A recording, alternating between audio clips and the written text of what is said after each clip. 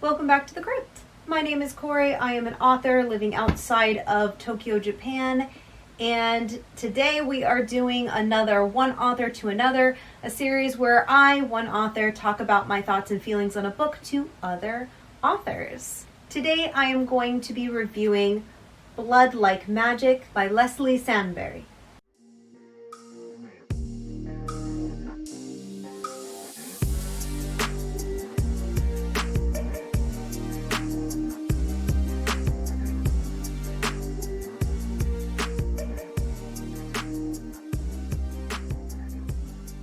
To give you an idea of what Blood Like Magic is all about, I'm going to read to you the summary right off of the Audible because I listened to the Audible version. So once more, as with all of my reviews on things I listen to through Audible, I don't know if there's discrepancy between the original text and the Audible. I'm assuming there isn't, but I can't promise you there isn't. A rich, dark, urban fantasy debut following a teen witch who is given a horrifying task, sacrificing her first love to save her family's magic. The problem is, she's never been in love. She'll have to find the perfect guy before she can kill him. After years of waiting for a calling, a trial every witch must pass to come into their powers, the one thing Voya Thomas didn't expect was to fail. When Voya's ancestor gives her an unprecedented second chance to complete her calling, she agrees, and then is horrified when her task is to kill her first love. And this time, failure means every Thomas witch will be stripped of their magic. Blood Like Magic is a series. The second book is set to release August 9th. August 9th, book 2 releases. And yes, I'm keeping my eye on it so I can get it as soon as it is available in Japan. Also, little note, author is actually on YouTube. They are on this platform. So I'm going to go ahead and link their channel down below. So if you want to check it out, you can. All links, including links to the book, etc., will be linked down below. So definitely check those out if you are curious. So I really enjoyed the main character, Voya, because she reminds me of a more calm version of me, if that makes any sense. I always had trouble, and still do have trouble, making decisions. But whereas mine is pure anxiety driven, I feel like Voya is just a very calculating kind of person. Some people would describe it as anxiety, but her as a character, she more like thinks through each and every decision, like all the pluses and all the minuses. So she's just a very calculating person. I think it was really cool to have a character like that as the lead. And this is a major arc for her whole character, is making decisions despite knowing some of the consequences of those decisions. Because sometimes life gives you decisions you have to make where both paths will lead to pain and you just have to do the best you possibly can. And I appreciate that her learning to trust her intuition, trust her decision-making process was pretty much the arc for her. It was the massive arc, and everything kind of led to making sure that she as a character got to the conclusion she needed to become confident in her own decision making, which was her biggest fail point. Other characters of influence in this book are Luke, her love interest, and her close friend and cousin. Both of them also have their own arcs. Luke has to learn how to start trusting people and talking to them without assuming bad things from the jump. Her cousin has to be a little less cynical and a little more open to different possibilities for her future. What I really liked is that none of the characters had easy outs for the decisions they made. All of the decisions were hard decisions, and the consequences for those decisions followed through. There was no point where a consequence wouldn't hit for a character. Because of this, when the characters get to the end of the book, they are completely different from when they started. The world. Magic exists, but people don't necessarily know about witches. So in this particular world, it's a future world too, which I did not see coming, but was really interesting. I'll talk about that in a little bit.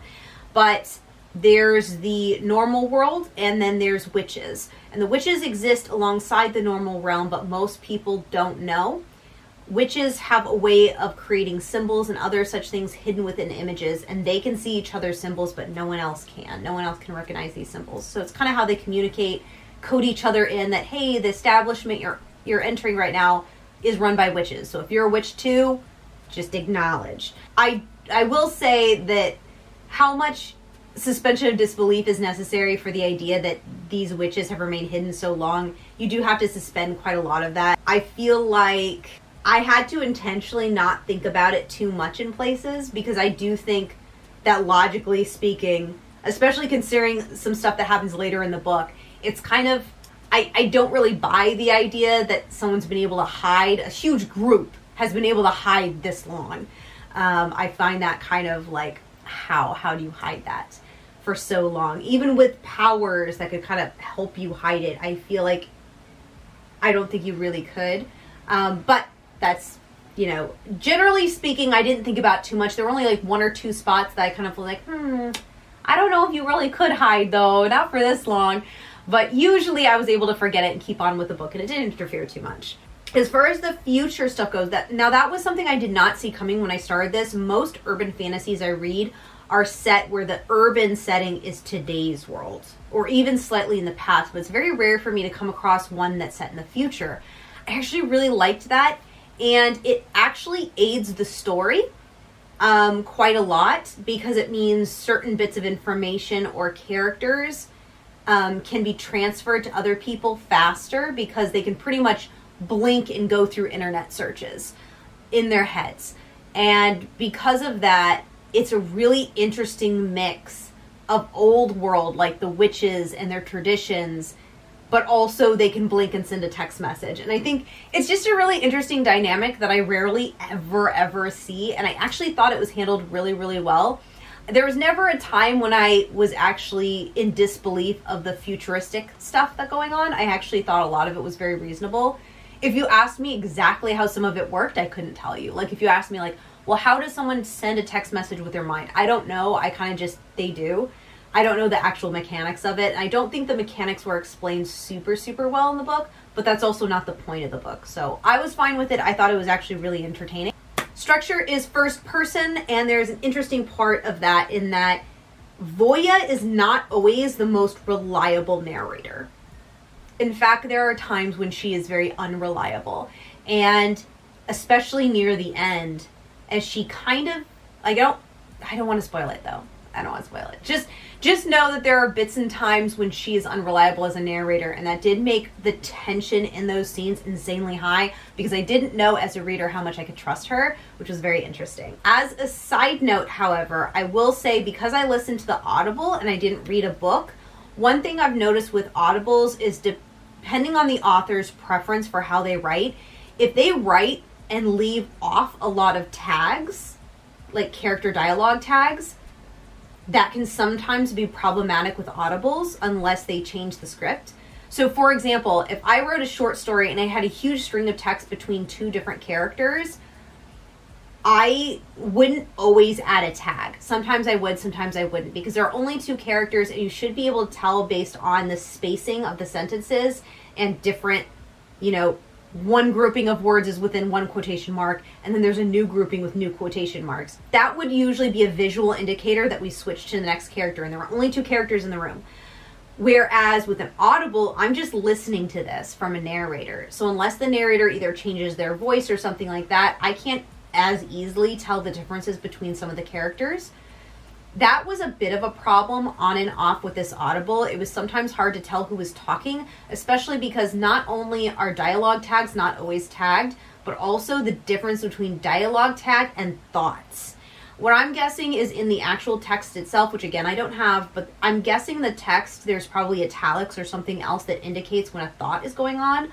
But of course we don't have that cue for verbal. So when a character is thinking, like Voya is thinking something versus saying it, we don't always know. Her cousin can read minds, which makes this even more complicated to keep track of. So I will say it took a little while till I got into the flow of how the narrator was reading it. And then I was able to find some of the cues and it was a little easier. But the first couple chapters were a little bit choppy in figuring out who was talking, who was thinking. Another thing I will say about the structure is there was little bits of world building info that were repeated a lot by Voya at the beginning part of the book. Specifically the fact that the Davises, which were another family that they knew, were impure. Impure was the word she used. That they were impure witches, and impure witches take humans as sacrifice to fuel their power. And normally we wouldn't interfere with them. Normally we wouldn't get involved with them, but the Davises were family, so we had to, even though we didn't like impure families. That bit of information, almost word for word, was repeated about 3 to 4 times. And I know because I made note of it. So that does happen. It does stop, I would say, around chapter 6 or 7, that it doesn't repeat again after that. So at the end, though, I really did love this book. And overall, like, once I get past the more awkward beginning chapters and it really got into its flow, especially when the action started happening, it was really good and I really enjoyed it. There were times I actually stayed up way past when I was supposed to go to sleep just so I could hear the next bit of the next chapter because my mind would not let me rest until I heard it.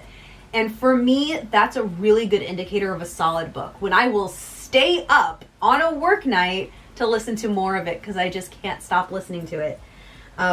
So I really enjoyed this book, and I'm really looking forward to the next one coming out in August. So what about you guys? Did you guys read this one? Are you interested in reading this book? I think it's really good. I recommend it for everyone, especially if you like books that have a consequence and follow through with the consequence. It makes the stakes of what the character is trying to do so much higher, and I really appreciated that. I don't see it as much in books anymore, and it was really cool to see. Yeah, this was another good one. I'm really happy that I now have 2 books in this series that I really, really enjoyed. So I'm looking forward to the next one.